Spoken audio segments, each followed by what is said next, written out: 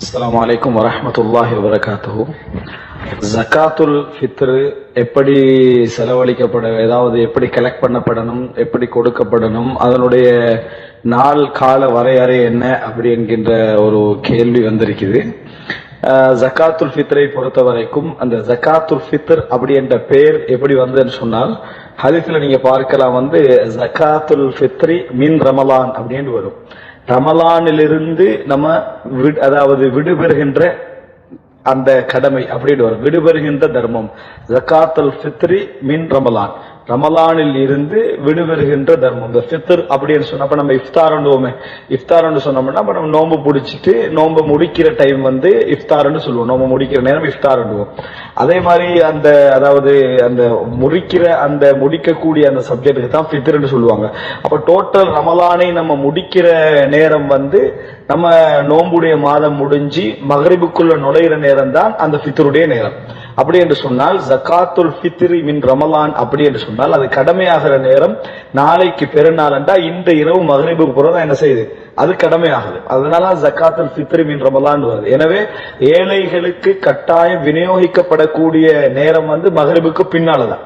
ஏழைகளுடைய கைகளுக்கு போய் சேர வேண்டிய டைம் அந்த மகரிபுக்கு பின்னால்தான் போய் சேரணும். அதுக்கு முன்னால யார் ஜகாத்துல் ஃபித்ர விநியோகிச்சாலும் அந்த ஜகாத்துல் ஃபித்ராக என்ன செய்யாது, அது அமையாது. ஏன்னா ஜகாத்துல் ஃபித்ர் அல்ல, ரமலான்ல நம்ம கொண்டு போய் கொடுத்தோம்னு சொன்னால் ரமலானுக்குரிய அந்த ரசூல் ஸல்லல்லாஹு அலைஹி வஸல்லம் சொன்ன அந்த வார்த்தைக்கு அது நேரடி முரணாக இருக்கும். மக்களுடைய விநியோகம் மக்களுக்கு கொண்டு போய் சேர்க்கிறது மகரிபுக்கு புறவாக இருக்கணும். அதே நேரம் அதனுடைய எண்ட் டைம் அதாவது தொழுகைக்கு முந்தியாக இருக்கணும். ரசூல் ஸல்லல்லாஹு அலைஹி வஸல்லம் சொன்னாங்க, அது தொழுகைக்கு முன்னர் என்ன செய்யணும், தொழுகைக்கு முன்னர் கொடுக்கப்பட வேண்டும், தொழுகைக்கு முன்னர் கொடுக்கப்பட வேண்டும் என்று ரசூலுல்லாஹி ஸல்லல்லாஹு அலைஹி வஸல்லம் சொன்ன செய்தி நம்ம பார்க்கிறோம். பெருநாளைக்கு தொழுகைக்கு முன்னர் கொடுக்கப்பட வேண்டும். அப்ப கடமையாகிற நேரம், ஒருவர் மகரிபுக்கு பின்னால ஒருத்தர் இஸ்லாத்துக்கு வராருன்னு வைங்க, அந்த பெருநாள் நாளைக்கு பெருநாள் இந்த மகரிபு பின்னால் இஸ்லாத்துக்கு வந்தாருன்னு சொன்னா அவருக்கு ஃபித்ரா என்ன செய்யுது, கடமையாது. அதுக்கு அதாவது அப்ப அந்த டைம் அதை புரிஞ்சுக்கிறோம் நம்ம.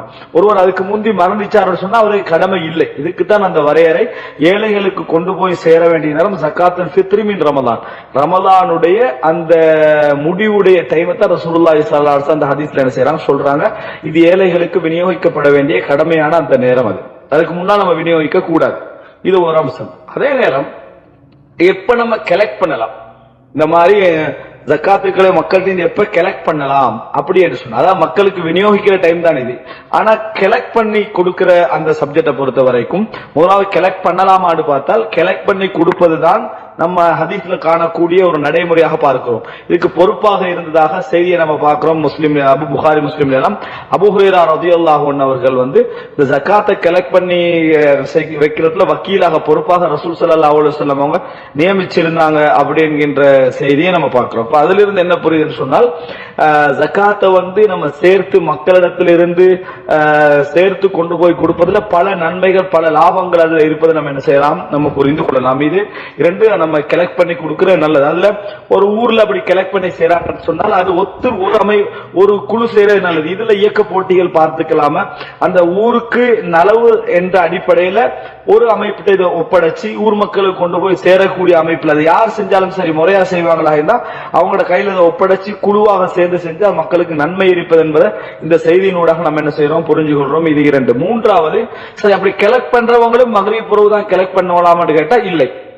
நம்ம ஹதீஸ்ல பார்க்கிறோம், நபித்தோழர்களுடைய நடைமுறையாக அவங்க பியௌமின் அவ் யௌமைன், பெருநாளைக்கு முந்தின ஒரு நாள் அல்லது 2 நாளைக்கு முன்னால் என்ன செய்வாங்க, அதை கொண்டு போய் கொடுப்பாங்க. ஏழைகளுக்கு கொடுப்பார்கள் அல்ல, யார் கலெக்ட் பண்றாங்களோ அவங்களுக்கு கொடுப்பார்கள் அல்லது கொண்டு போய் ஒப்படைப்பார்கள் என்ற செய்தியை தான் நம்ம என்ன செய்யணும், புரிஞ்சுக்கணும்.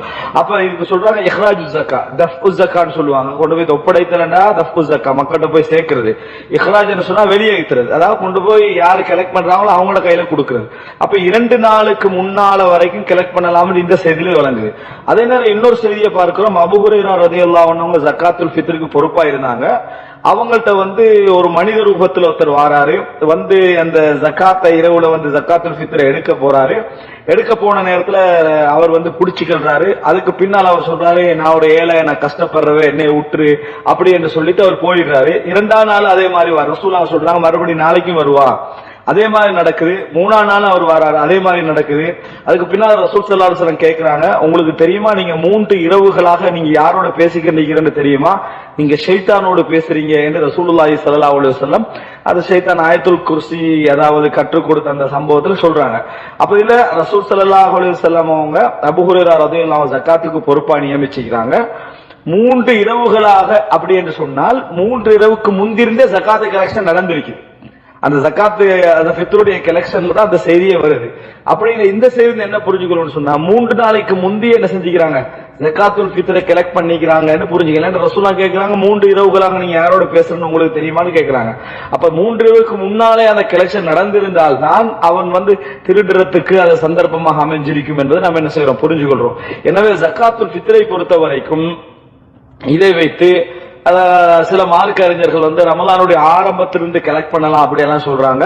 அது அவ்வளவு பொருத்தமான ஒரு கருத்து மாதிரி விளங்கல. ஆனால் இந்த செய்திகளை வச்சு மக்களுடைய இறுதி 10 இந்த பகுதிகளில் அதாவது கடைசி 10 ரமலானுடைய பெருநாள் நெருங்கக்கூடிய வரையறுக்க முடியாது.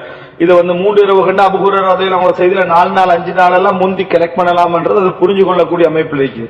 அதனால நம்ம ஒரு இறுதி 10 அப்படி என்பதை நம்ம இஜ்திஹாதுடைய ஒரு நிலையில கொண்டு வந்து அதை நம்ம சரி கண்டு இறுதி 10 பகுதிகளை மக்கள்கிட்ட இந்த ஜகாத்து கலெக்ஷனை நம்ம ஆரம்பிச்சு அதை கொண்டு போய் மக்ரிபுக்கு பின்னால விநியோகிப்பது தவறு இல்லை என்பது இந்த செயலில் நம்ம என்ன செய்யறோம், புரிஞ்சு கொள்றோம்.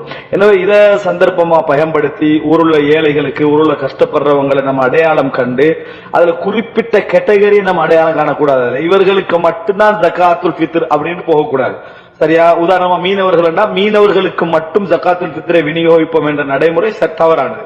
அல்லது குறிப்பிட்ட ஒரு ஏழைகளுக்கு மட்டும் நம்ம ஜகாத்துல் ஃபித்ரை விநியோகிப்போம் என்று அது தவறானது. ஏன்னா ஜகாத்துல் ஃபித்ர் என்பது வறுமையில் உள்ள எல்லோருக்கும் போய் சேரணும். ஆனால் வறுமையில் உள்ள அதிகமானவர்கள் மீனவர்களாக இருக்கிறார்கள். எனவே அவங்களுக்கு கொண்டு போய் நம்ம சேர்ப்போம். மற்றவர்கள் கேட்டா அல்லது அப்படிப்பட்டவங்க நம்ம அடையாளம் கண்டா அவங்களுக்கு இதை என்ன செய்வோம், நம்ம கொண்டு போய் கொடுப்போம் என்கின்ற அமைப்பில் இது கலெக்ட் பண்ணப்படுவாக இருந்தால் அது மிகவும் சிறந்தது. கடைசி 10 நம்ம சேர்த்து மக்ரிபுக்கு முன்னால விநியோகிக்கிற அமைப்பில் அது இருந்தால் மிகவும் நல்லது. அல்லாஹு தஆலா இந்த ஜகாத்துல் ஃபித்ரை உரிய முறையில் விளங்கி நடைமுறைப்படுத்தக்கூடிய மக்களாக அல்லாஹு தஆலா எங்களை ஆக்கட்டும். அதுல கடைசியாக இன்னொரு செய்தி, சா கலெக்ட் பண்ணோன்னு ரசூலுல்லாஹ் சொல்றாங்க. ஒரு சா என்பது அதாவது 2040 கிராம் என்று சிலர் 2400 கிராம் என்று சிலர்.